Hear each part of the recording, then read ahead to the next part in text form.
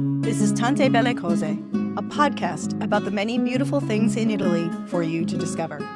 I'm your host, Danielle O'Terry. I'm a writer and the founder of Feast Travel, Arthur Avenue Food Tours, and Cilento Food Tours. On this week's episode of Tante Belle Cose, we are doing a live trip consultation. Now, this is something that I promised we will do live at Red Sauce Studio in Lower Manhattan. But scheduling, especially at this time of year, is tough. And it's also cough and flu season. As you might hear in my voice, I'm still a little under the weather myself. However, we are doing this one on Zoom, and I have Krista Senatore. Is that how you pronounce your name? I just made it very Italian. Senator. Senator. Yes. With me on Zoom. We're both at home, and we are going to discuss her upcoming trip to Italy. And the way this trip consultation is structured is exactly the way I do it with my private clients. It's on Zoom. I receive notes ahead of time that I review, and I start to get a sense of what the client would like to do and see and experience, and what their budget is like, what they already have in mind, what are some of the bucket list experiences they have in mind as well. And then the conversation goes from there. The trip consultation also includes me putting together resources for the client that I then send to them. So if you are watching this on YouTube, you will be able to see some of that. I will keep it to a minimum for those who are listening only, but certainly, Krista, I will send you everything that we discuss afterward. First, why don't you tell me and everybody a little bit about your upcoming trip to Italy, what you want to experience, and also just some practical things when you're going and who you're traveling with. Okay, so I planning a trip to Italy for myself and my daughter, who is there. This is a special trip that two of us are going to take together. I sort of had this dream of asking both daughters where they would like to visit. And I took my older daughter, who's 15, to Florence, Rome, Lucca last year after we saw Taylor Swift in Zurich. So that was pretty wild. And this year I asked my younger daughter, and we love to watch documentaries together. So she has seen lots of documentaries about Pompeii. She's heard about the caves in Matera. And so she was really interested. And I said, well, Italy, all of that is in Italy, of course. So that's where we would like to go. I am a teacher. I'm a fifth grade teacher. And of course, my daughter's in middle school, so we have to go in the summer. We're looking at the end of July to beginning of August as a time. And so the bucket list items are, Pompeii, Matera. My family is from Salerno, and I was able to go there for the first time last summer as well. And so that area is very special to me. And I've been to Naples when I was in college, but really haven't explored it very much. So that's also a possibility Okay. for this trip.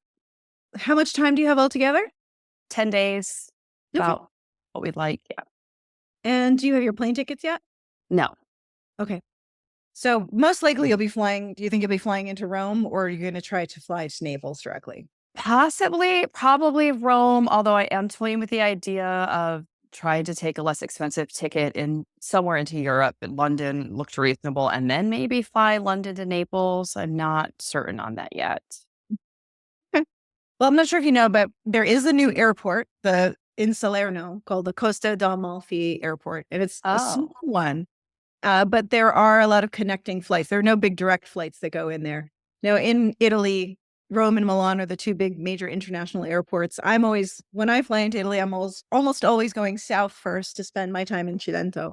And just because of the cost, I usually just fly into Rome and then we'll transfer down there. However, just at that time of year, so there are direct flights from New York, from Newark, and from Philadelphia, I believe now too, to Naples, which is a smaller airport, but in the summer has those flights. They are more expensive, but sometimes it's 6 of one, half dozen of another when you consider the train ride down from Rome. And then the Salerno airport does offer more opportunities for you to fly into a place like Paris or London because, it has EasyJet, Volotea, and Ryanair, I believe. And there may be some new airlines added into that roster really soon. So definitely look for Salerno when you're choosing your flights. Oh, good to know. Yeah. I would also, though, however, if you do go that route and you are doing a connecting flight at that time of year, I'm not normally one of these carry-on only people because, after 40, I have lots of serums and I need to carry like, the stuff that's going to fit in the whatever FDA regulated sizes ain't going to cut it for my skin. But nonetheless, at that time of year, I would try to travel carry-on only because London and Paris are those places where like luggage does tend to get lost. Absolutely. Yeah, and if you can't do carry-on only, like, just make sure you have your most important things. Have a couple of changes of clothes with you in your carry-on. All right. So, one of the things that you noted in your notes ahead of time was that you don't wanna drive if at all possible, right? I'm nervous about driving. Yeah. The thing about Matera in particular is that in order to get there, you kind of do need a car. Now, there are buses that go from Matera is a place, and for those of you who are listening who are unfamiliar, Matera is one of the most exciting places I think you can go in Italy.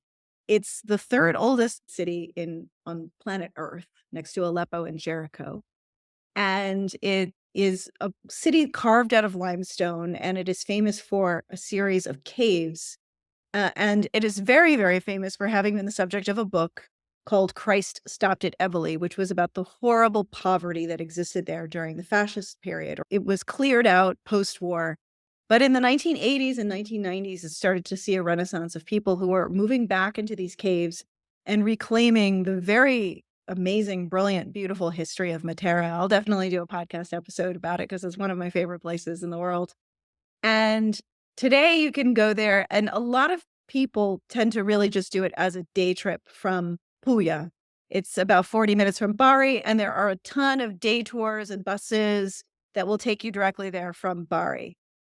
And you can see a decent amount of it during a day trip, but generally all you see are the top of the city, which is called the Civita. You walk around, it is very hot. That limestone is just radiates heat. It is just that's something you, especially at that time of year, just be prepared for extremely hot.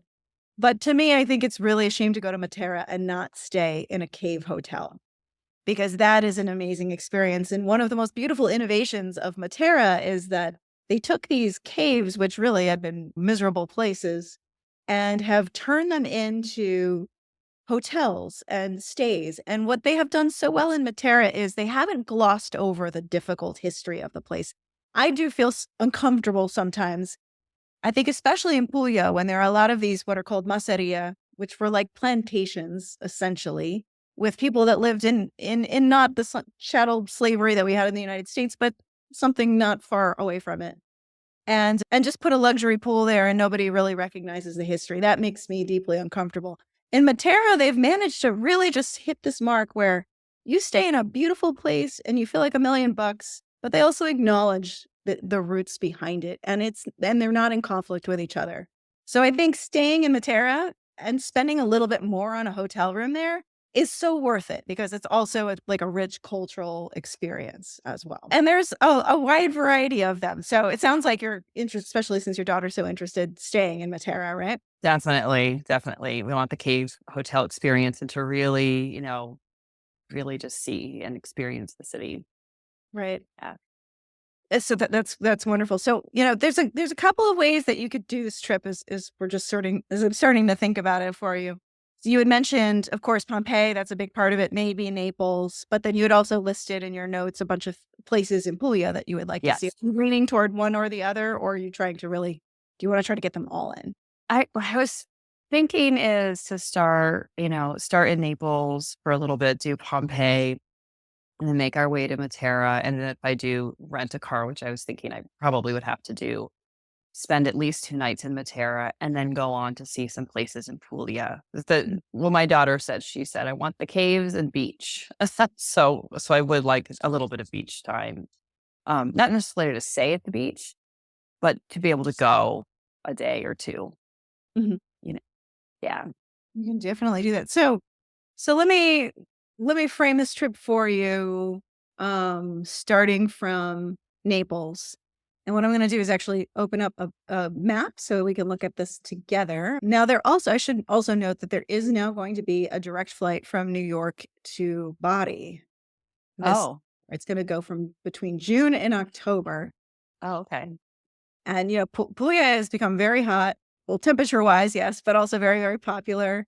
Definitely a lot of luxury tourism and a lot of tourism in between as well. But most people are really going to Puglia for the beach experience, for the scenery, for a lot of, the photogenic experiences that people like to have on the Amalfi Coast. But Amalfi has just gotten so crazy. And I think if you do the trip from the Naples area, you'll have, based on what you've told me so far, kind of more of the cultural experience. And you can definitely hit some amazing beaches. Also, too, flying into what if you end up flying into Rome, if that winds up just being the most economical solution, it's easy to take the train to Naples. From Rome to Naples, it's just 1 hour on the fast train. Great. So I do that plenty of times. Even if I'm tired, I will power through for that last hour and get to Naples. So we'll leave a pin in Naples for just a moment, because once I started talking about Naples, I can't stop, because I think it's the most exciting, dynamic city in all of Italy and one of the most dynamic cities in Europe right now. But we will come back to that. Okay. I want to mention, in addition to Pompeii, there are so many other archaeological sites. And if you are interested in history, there's a lot that is very rewarding. So right now, for those who are watching with us, I've pulled up a map that I'm going to use to guide this conversation. And if you're listening, I'm going to do my best to be as descriptive as possible. One place that I just want to mention before we get started, which is a complete wild card, but for this particular time of year is a cool opportunity, is the area east of Naples called the Campi Flegrei, in particular the city of Baia, which, if we're looking at the map, we're going to zoom in here, and it's this sort of cove that you see east of Naples. Now, if you've been hearing anything about the volcano that's been rumbling in Naples, it's not Mount Vesuvius, it's actually the Campi Flegrei. And, I don't expect any imminent volcanic eruptions, but that has been in the news on and off. So what's really interesting about Baia is that it is the ancient city of Baia is an underwater archaeological site. And in the summer, you can go there and do glass bottom boat tours or scuba or snorkel in the ruins. So I always put that in the category, which I think belongs in everybody's trip, which is the Indiana Jones experience. And it's a way to, participate in history and archaeology, but also in a really active way. And when it's so hot in the summertime, if you want to, I always try to strategize for how to get the best out of the season that you're traveling. And doing as many things in the water as possible is certainly one way to get out of the heat. So it's definitely, it's not far from Naples, but I would say it's a little more off the beaten path, just because there aren't a ton of tourists that go there. But you can get the train, or you can arrange for a car transfer to take you there. Even just the local Naples city taxi will take you there. And there is a port where you can get on these glass bottom boat tours. And as you go through the bay, you see, and they point out all of the ruins that are below water. There's also a castle, which has a lot of the archaeological ruins that have been taken from the water. There is a lot of mosaic floors and statuary that you can still see underwater, but the most important pieces are in a museum. And then there are the above ground ruins at Baia. Now, Baia was like the Las Vegas or the Miami Beach of the Roman world. It's where all of the most important people went to go be bad and have fun. Julius Caesar's assassination was plotted there.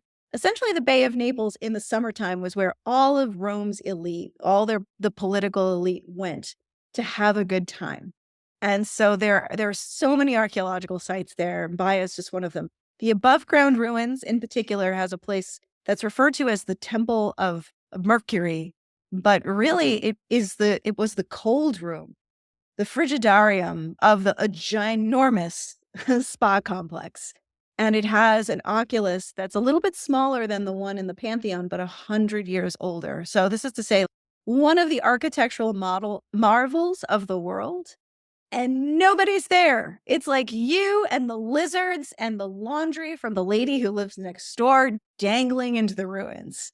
So if history is your thing, you might want to see if you can fit in a trip to Baia. Oh, that sounds amazing. Yeah. My daughter would love that. It's like an underwater. Oh, wow. Thing. And if you go on YouTube, there's definitely a lot of content out there about it. There are lots of underwater archaeological teams that work there, and There was a segment on 60 Minutes, maybe 3 or 4 years ago. There's an American archaeologist, or I think he was actually not even an archaeologist, but just a man who got fascinated with by it and started working there. So there's definitely a lot of content out there if you want to learn more about it. And you can do it as a day trip from Naples. So if you do decide to stay, Okay. you can just make that a one-day excursion. Okay. All right. Also, in addition to Pompeii, now Pompeii is huge and it is crowded, but really it's crowded in the morning and crowded with the groups that come in from the cruise ships. A lot of the cruises come into Naples and they pick people up right at the ports, put them on buses, and they go and they do a very rote tour. I know people that have taken cruises are getting their backs up right now, but maybe you had a great tour. I hope you did. Some of the tour guides are very good. Some of them are just there to sell you cameos. And the cameos are not bad. If you did buy a cameo, you didn't get ripped off. They're actually very legit cameos. But nonetheless, you can go really deep in Pompeii, and it's a place that's very much worth investing in having a good guide. As you're thinking about your budget and your dollars and how you want to allocate them, Pompeii is a place to invest in having a great guide because there is so much to see and understand. Now, the rote tours will kind of take you to the main sort of arena, Colosseum area. They will take you to the brothel. They will take you to the gladiator school. There's so many other things to see there as well. The Forum, of course, is one of the stops usually. If it's a very hot day, the Villa of the Mysteries, which is on the periphery of the archaeological site, is a wonderful place to spend some time. There are vineyards in the middle of Pompeii that you could explore. And there's also an actual working vineyard not very far away where you could go have a nice lunch if you would like to incorporate that, a lunch and a wine tasting, perhaps. They also have horses where your kids could go horseback riding in the vines, if that would be something you'd be interested in doing. But overall, if you do it, in order to enjoy Pompeii best, go in the late afternoon. The only thing you need to know is bring a water bottle with you because the cafeteria area closes really early. I'm not quite sure why, like 2 or 3 o'clock. But there are free fountains of water all over, and you're going to need it because it's pretty hot. But the archaeological park is open till sunset. So you go around lunchtime, go have lunch first. There's a lot of great food in Pompeii. Modern Pompeii is actually pretty big. It's a city. There's a lot of good things to eat there. And then go to the archaeological park in the late afternoon, and the sun won't be so intense. And the crowds will be very, very small. There are very few of the big tour bus groups that come in late afternoon. Everybody's trying to, I'm doing air quotes for those listening, beat the crowds by going in the morning. All the crowds, 100% in every single place are going in the morning. You're beating nothing by going in the morning. Unless it's the Trevi Fountain at 5 a.m. You're not beating a crowd. Go in the late afternoon. Herculaneum is an amazing site. There's a lot less signage. It's a lot less well organized for a visitor who's going without a guide. So if you do Herculaneum, you definitely need a good guide, but it's also much smaller and you can see the entire site in a 2-3 hour visit. And then also one other place just to put on your radar is called Villa Oplontis. And it's here in this town called Torre Annunziata. You see it here. It says Scavi di Oplontis. Scavi means ruins. Have you ever heard of it? I might have heard you mention it on your podcast. I think. Yes. I'm always waving the flag for Oplontis. Oplontis is so the town of Torre Annunziata. To get to Pompeii, to Herculaneum, to any of these places from Naples, you take what is essentially the commuter train, the Circumvesuviana, which is on the lower level of the Naples train station. The intercity trains come in on the main platform. Local trains are downstairs, and you get off at Torre Annunziata. And it's not a wealthy town. Let's put it that way. It's a low class town, and you might get off and be like, where did this crazy woman from a podcast send me? It looks a little ragged, but it's fine. And the archaeological park is very, very close by. And what it was a giant villa because the entire Bay of Naples, similar to what we were talking about at Baia, was filled with mansions of Rome's wealthiest elite. And this was one of them. It's locally called Villa Poppaea because Poppaea was the wife of the emperor, second wife, I can't remember now, of the Emperor Nero. She was actually from Pompeii. And there was some archaeological find. I believe it was a ring or a vase, actually, that has her name on it. So maybe it was hers. The house was actually vacant when Vesuvius erupted in 79 AD, and there were scaffolds up. So somebody had moved out and they were preparing for a new owner. But it is the most beautiful site and quiet. Beautiful frescoes, fountains. They've now reinstalled a lot of the sculpture that was found there that used to be in museums and is now reinstalled on site. It's mostly covered, so if it's hot, you have plenty of shade. And once again, you can see the entire thing in depth in 2 hours and really have the experience. It's like I try to compare it to, imagine if the Versace mansion in Miami was destroyed by a volcano and then you went there for the afternoon. Walking in and out of the house, you can see the infinity pool, you can see the servants' quarters, and really some of the most beautiful frescoes from this period of history. So you might want to put that on your list as well. There's I there's so definitely will. yeah, there's so many things to see, but Atlantis is small. So like if you wanted to do like Herculaneum and Atlantis in one visit, you definitely could do it. And for those also who are listening, the walking in Pompeii and Herculaneum is very challenging because the roads were so uneven. They had sort of like above ground sewers. Even if you're in really good shape, your knees are barking at you at the end of the day, whereas Atlantis is much easier. You do have to go down. There, I believe, is now disability accessibility, if you need it, to descend into the archaeological site. But once you're inside, it's pretty flat. I mean, it's still stone and terrain, but in general, it's just if you have general mobility issues, you get tired easily, then Atlantis is a really, really good choice. So, all right. So those would be, those would be potential day trips from Naples. And also they could be potential day trips from Salerno if you did want to stay in the city of Salerno. And it sounds like you already spent some time there. I did. So I'd like to explore Naples more if it's manageable. So, so at this point in your trip, if you're basing yourself in Naples, these are all easy day trips by Pompeii, Atlantis, Herculaneum, and they could be 2 or 3 trips. Now, for Matera, you'll have to make a choice. So from Naples, you can get a bus. There's the Flixi bus. That's the that's the biggest company that will get you out to Matera. However, if you're willing to rent a car, I think it will be very rewarding. And it's really not so bad. Now, if you've been to Naples, you might think driving in Naples is terrifying. It is. And I am a very experienced driver in Italy, and I drive in New York City all the time, and I will not drive in Naples. However, what I do is I just go to the airport and pick up a rental car there, and you literally pull right onto the highway from the rental car desk. And once you're on the highway, it's fine. Now, the only thing to know about Italian drivers is they tailgate. Ignore them. You do you.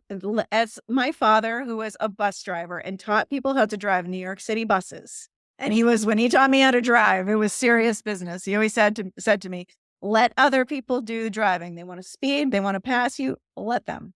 So once you're on the highway, it's fine. And surprisingly, the rental car desk at the Naples airport has some of the nicest rental car people I've ever met. Usually Nice. Rome, it's a complete nightmare. They're abusive. It doesn't matter if they speak perfect Italian. They're terrible. In Naples, they're oddly nice. So this is all to say, if you're open and you're willing, it might be less of a scary experience than you might think. Once you get on the highway, you're going to actually cruise right behind the Amalfi Coast. You'll see a mountain range on your right, and that is the Amalfi Coast. You'll pass by Pompeii, Herculaneum. You'll drive around Salerno. You'll see a tiny bit of the Amalfi Coast as you do. And then you will hit the highway to essentially go right across the middle of central Italy. And this area in the center, as you pass through the eastern part of Campania and Basilicata, is the least populated part of Italy. So there are very few people on the road. The highways are smooth and easy. And there's some areas where there's some construction and they will reroute you, but it's very organic. They have it set well. It's almost a little boring because you're just going to be on mostly highway. You have some beautiful vistas of the mountains. And you will see these little villages for, especially for the passengers in the car that are way up high in the mountains. But it's all to say it's a very serene, easy drive. Okay. And then when you get to Matera, you do definitely want to stay in a hotel that's going to have some sort of a parking agreement with a parking garage outside the city. You definitely don't want to drive in the city because it's, the third oldest inhabited city on earth. Parking's not great. And there's all of what are called the ZTL zones, which are pedestrianized only. But, and, I've told the story before on another podcast, but it's worth sharing once again. The first time I went to Matera, like being all macho about my parallel parking skills, I'm like, I'll just park right near, I'm fine. I can do it. I know what I'm doing. No, the hotel where I stayed at, which was called the Aquadio, which I recommend, it's really nice. They said we have an agreement with a parking lot outside of the city, and it was in a very modern part. It looks like New Jersey, and it was like actually a rental car office as well. And after making a giant mistake and incurring several tickets for driving in the ZTL zones, I went back to where they told me to originally. And two lovely young men who spoke perfect English were like, oh, of course, madam, here you go. Took the car and then drove us directly to the door of the hotel. So take their advice. Okay. Go to a strange parking lot outside the city in an area that looks like New Jersey, and trust them. They do hospitality very, very well. All right. Good to know. Yeah. And when you're in the city, you will be on foot. The Aquadio is a 5-star, but I think it's a very worthy splurge. And of course, Sextanzio is the most famous. What you have in the Sassi of Matera are what are called alberghi diffusi, which mean diffused hotels. And so there's usually some sort of central check-in place, a reception area. Often in those central areas, there may be a spa or a restaurant or both. And they will give you your keys, and then you'll go through the lanes of the area just nearby to your own independent cave. So the hotel is not all under one roof, but it's sort of spread out like a village. And it's one thing that's important to know in Matera is as you're walking around, GPS is a hot mess. It will tell you to, go in a direction that would require. I said it's like being like the road runner and the coyote. You're like, I would have to jump over a gorge in order to continue on this road. So a paper map and also just taking your time and not being in a rush is the best thing. And I would definitely have at least 2 nights there to explore the Sassi, to explore the Civita, which is the more modern. I say modern, I mean 1600s part at the top of the city. And you definitely want to go to the Cave of the Original Sin. And I would also recommend this would be another sort of worthy tour to invest in. There is this whole gorge, the Morgia Valley, which is just outside of Matera. And there are a lot of these cave churches because in the 8, 9, 1000s, there were monks from Greece who came through this area evangelizing. People in the area were still worshiping the Roman pantheon. And they began teaching the local people about Christianity by painting on the walls of caves and gathering communities there. And these cave churches continue to be discovered. There are about 150 of them, which are known. And if you go out into the Morgia Valley, there's now one of those Tibetan bridges. And then you can go on a tour to visit some of the cave churches. There are even dinosaur footprints in that valley. It's such an ancient place. Wow. But the Cave of the Original Sin is my personal favorite. And it is just outside the city of Matera. So probably on your way in or your way out, because here you will need the car. You could hit the Cave of the Original Sin.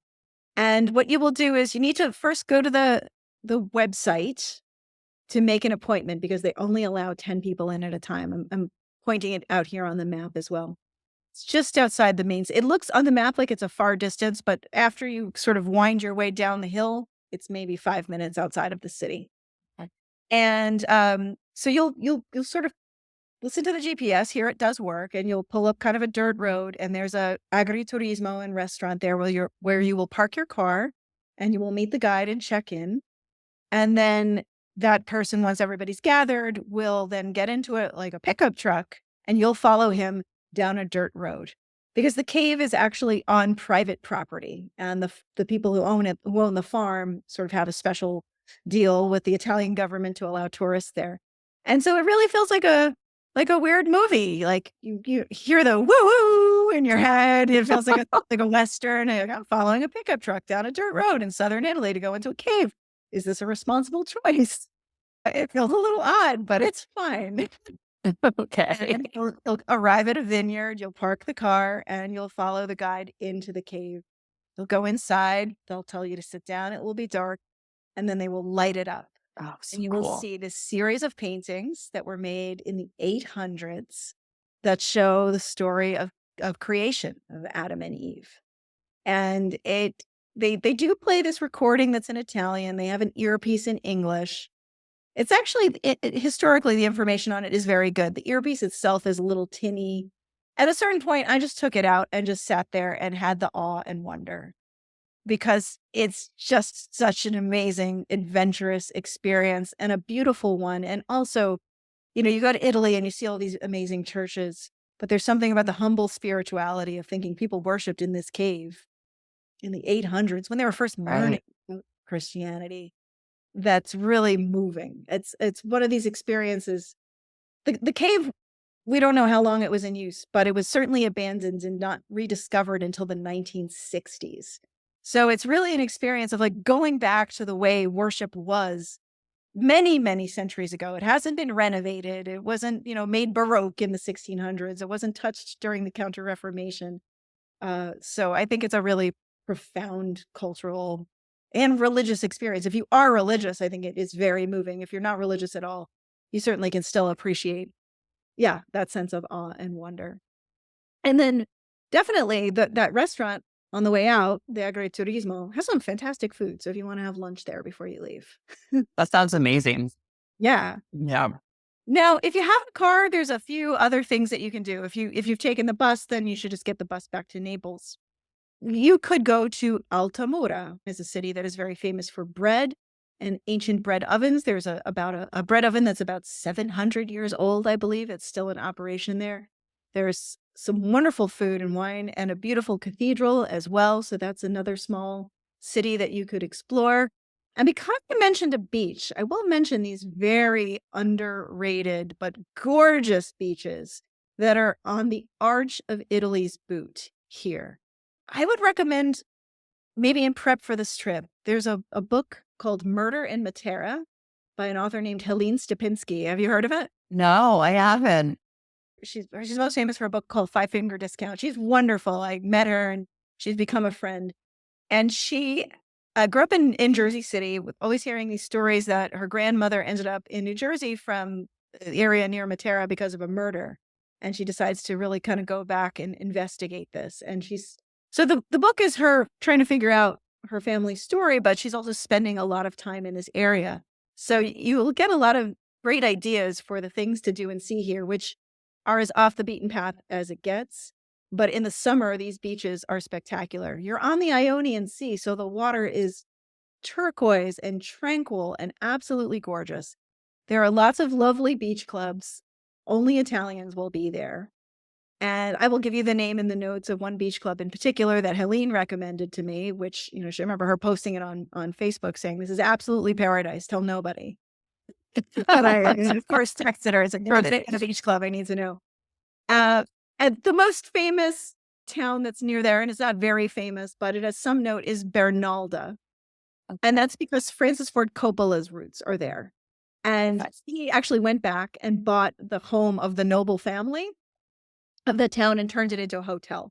And it's a very expensive hotel. It's like $800 a night. But they do have a restaurant that's priced for normal people. And so you could go to Bernalda, you could go see that palazzo, you can go have a nice lunch or a nice dinner there. But some of these beaches are really spectacular. And in particular, there were Greek ruins here, and there are still some temples that are left standing, in particular at Metaponto. And if you were in Cilento last year, so you saw the temples at Pestum? Yes. I loved it. Yes. Very similar. So Pestum, the three Greek temples there are the most well-intact Greek temples in the world, better than the temples in Greece, in fact. These temples are not nearly as well intact, but similar and also devoted to Hera and within that same lineage. And they're just kind of there. They're just sort of feral, hanging out. there is nobody around. So that is, again, another adventure that you could have in this area with a car. Right. From there too, it's 40 minutes to Bari if you would like to go into Puglia. You the northern part of Puglia at that time of year will be very busy. Monopoli, Polignano a Mare, Locorotondo, Alberobello. These are the most famous places in Puglia.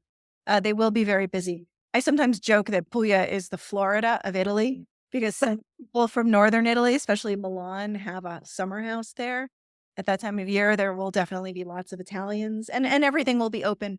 But one thing I think it's worth noting that not a lot of people realize is Puglia can be quite expensive, especially in this area because it's a seasonal economy. And Okay. I get it, right? Like you make hay when the sun shines. Right. So as you're sort of plotting out your budget and, just like in the United States or anywhere, things cost different things in different places. What you'll spend in Matera, you might spend more for a hotel, but you'll be getting quite a bit for it. What you'll spend on the beach in Altamura, elsewhere in Basilicata, is a pittance, and you'll get a lot for your money. Puglia will be more. So, Okay. it's important. We have our wish list of things we want to do, but then when you look at the numbers, that often helps make decisions very quickly. Right. That's just something to keep in mind. As you're considering, especially accommodations at that time of year, because there are a lot of Airbnbs. Everything is going to be top of the market at that time of year. Okay. By the end of September, early October, Puglia is shut down until Easter. So they go a long period of time without making much money at all. Okay. So this is the teeth of that. Um, Now, before we move on, is there anything else in Puglia that you would want me to discuss? Well, I was just curious about, like if we should try. I mean, it looks like Lecce is actually quite a ways away, It's about 2 hours Yeah. from Bari, yeah, and Puglia is very flat, and so the driving is pretty easy. But if you're gonna do Lecce, I would stay there because I think by the time after that drive, Right. you'll wanna stay there. Plus, you'll wanna explore. It's not something that you wanna do a quick in and out of. And there are lots of Airbnbs, to kinda keep costs down in Lecce and in the surrounding area. I personally think the southern part of Puglia is more interesting. There are some, of course, beautiful beaches everywhere. The Adriatic side is rock. The Ionian Right. side is sand. If you, one of my very best tips, in addition to the parking in Matera, if you go to Puglia and you're going to go to the Adriatic side, buy those little rubber shoes, those little aqua. Yes. Absolutely necessary. You cannot get in the water without those. I tried doing it, and it was absolute massacre to my feet. So buy those. Yeah, I mean, if you're gonna do Lecce, Otranto, I think, is a beautiful city. That would be a good place to stay, but then you would want to stay there for a few days. In Lecce or in Otranto, and then If just do a day trip to Otranto, or Depending on your priorities, if you want to do another city, then you could stay inside Lecce. If you want to really be by the sea, do a bike ride, be outside, then I would try to stay in Otranto, and okay. and then you could do a day trip into Lecce. Is there a place on the in the first place Ionian side that you would recommend if we wanted to just stay by the beach a couple days closer to like To one of the Matera places and you mentioned? Basilicata. Yeah. Yeah, I do have a place that I will dig up and I will Okay. send you afterwards. I have no requests to go to this area, even though I do recommend it. So I don't have it right in my database. Okay. I will find it for you. Okay. Um, I think more people need to start going to these places because, especially if you love the water, the beaches are so beautiful. Yeah. And yeah, driving wise, again, another possibility. This would add additional driving, but it's worth mentioning because it's so gorgeous. Would be the southern part of Cilento, northern part of Basilicata. Okay. Two places in particular that I'll note. Maratea, which sounds like Matera, but it's not. Maratea is a beautiful seaside town. It's in Basilicata. And hopping in the summer, absolutely hopping with Italians and other European tourists with spectacular beaches. And then a little further up, this area here, this is the southern Cilento. Mm. Two places in particular. One is Palinuro, and the other is called Marina di Camerota. This is all part of a nature preserve.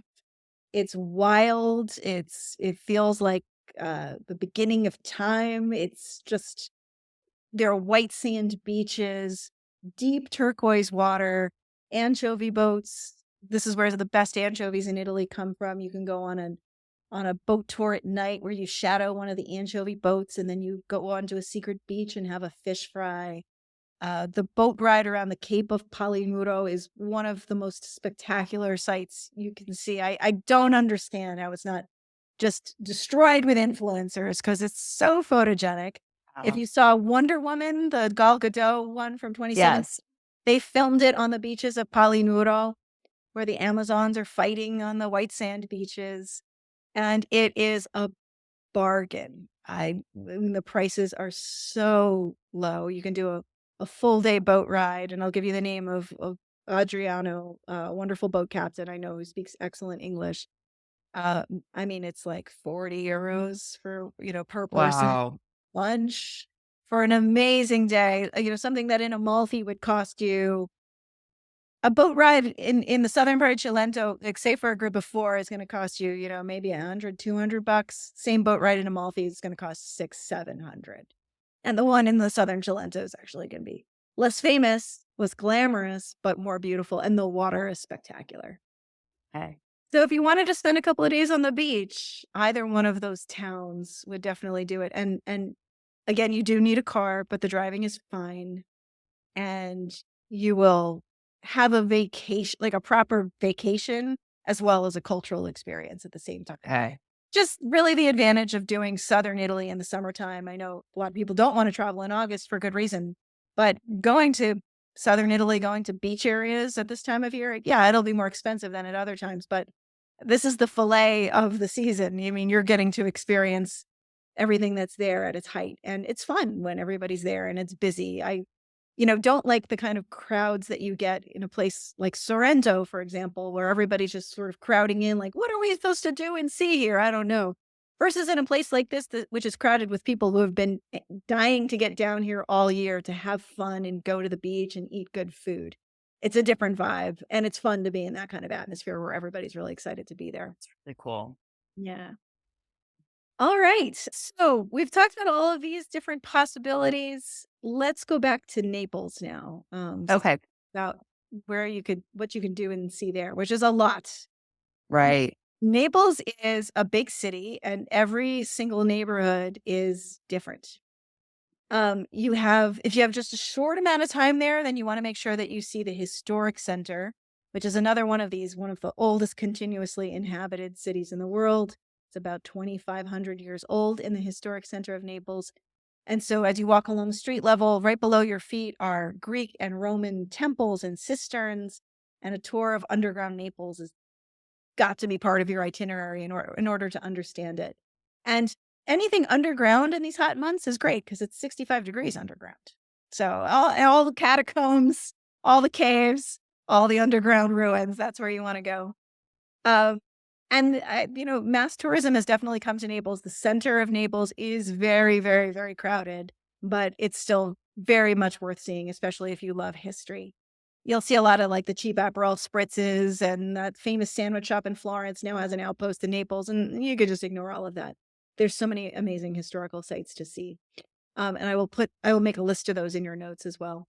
I would consider staying in the Chiaia district, which is a more upscale district, and there actually are a fair amount of Airbnbs or guest houses in that area.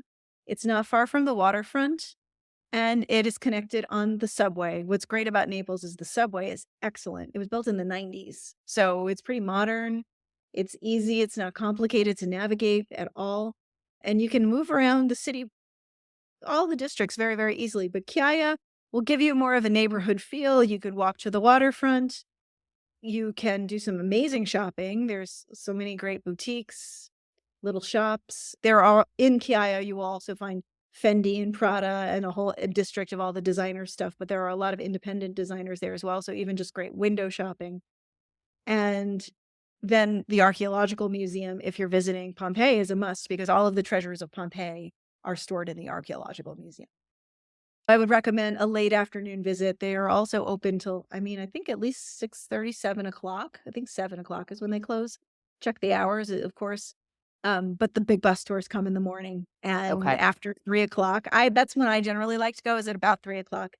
it's empty and it's big, but it's endless. And I've been to that museum, a dozen times, and there's still wings of it that I haven't seen. It's just a fascinating place. You have a lot of different options about how to break up those 10 days, but hopefully, like with the spread of ideas that I've given you so far, you can, talk with your family and make some decisions about what are the most important things. And in my opinion, I think if you can incorporate some fun beach time mixed in with all this fantastic culture, you'll really have a complete vacation experience. Yeah, that's what we're looking for, like some culture, but then also some downtime as well. Mhm. Where would you recommend staying then if we went to Cilento? Of those places you mentioned, are there hotels or Airbnbs or places to stay there? Yeah, there's both. And there are tons of very inexpensive guest houses. Now, some of the inexpensive guest houses down there, I wouldn't recommend because they are for Europeans who are not accustomed to a good mattress. Oh, Uh, yeah. I always say that the two things that Americans do best in the world are steak and mattresses. I want to Fun. eat the Florentine steak. I'm like, honestly, and there's nothing better than an American ribeye and a mattress made by an American company. So there are two hotels in particular, which I will include in my notes, one in Okay. Palermo and one in Marina di Camerota that have excellent mattresses. Some of the guest houses are so inexpensive, but they might be a little too rustic. There are a lot of Italians and Germans and Belgians that will travel to Southern Cilento. This is where they go annually for vacation, family vacations. They might travel in a camper van. They might bring their own sheets. So, not speaking Italian and trying to book something from afar, I think in this area, given that the prices are pretty good to begin with, staying in a hotel would be, Okay, that makes sense. yeah.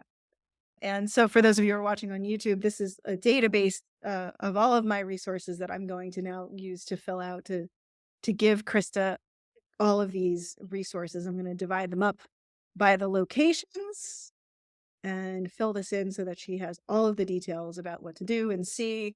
And then you can use this to make all of your decisions and map out what you want to do and see also with your budget. Tell me, what questions do you have? Oh my gosh, no, I feel like I just have to process it all. Yeah, it's Um, a lot. yeah, but I think the main thing is, that you really honor it is, Naples, the ancient sites, Matera, and then after that, I don't really feel as strong. I'd like to see Puglia, but it's more just the beach time, and I loved Cilento when I went before. So, Yeah. um, so yeah, so I'm thinking if we did 3 different sort of hubs, Naples, Matera, and then one of the spots in Cilento, or a place in Puglia. If you just want one quick beach day, the beaches at Pestum are fantastic. So you can always sit. Okay. Is there a beach club? Or because when I looked before, it didn't look like there were a lot of hotels right there. No, there are, There and quite are. a range. I would go to Beach Club 93, Okay. Pestum, and it's the nicest one. It's definitely the most expensive. I mean, some of them are like €10, but Beach Club 93 is more expensive because they have a saltwater pool and they have a great restaurant and they have nice towels and they'll bring you sandwiches on the beach. So it's Right. owned by the same people who own the five-star hotel that's in Pestum, the Savoy. So if you've just got one day, spend a little Okay. extra and do it up. The beach at Pestum is wonderful. The Oh, okay. big, warm, salty bathtub. I love the beach at Pestum. That's good to know. That's good to know. And the drive from Matera to southern Cilento, that's okay. It looked like I saw lots of mountains on the map. You want to prioritize the highway. And then one thing to always just know is that Google really likes to try to divert you onto a cow path to save 5 minutes on your Oh drive. gosh. So, you're traveling with people, make somebody else the master and commander of the GPS to just say, Look at the route, know the name of the highway."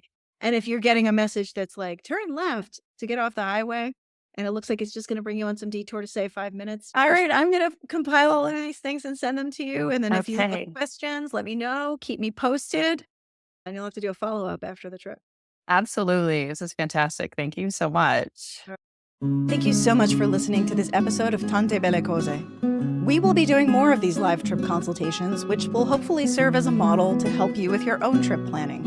And if you want to book your own trip consultation with me, just go to feasttravel.com. Now, trip planning season is about to kick off right after the holidays. And so if you would like to join our trip planning community, just subscribe monthly or annually on Substack. I'm going to be hosting a monthly Zoom. We already had our December Zoom, where you can ask me any and all of your questions, and I answer them directly. And there's also a subscriber chat always available for you to plug in your questions. I'll see you next week.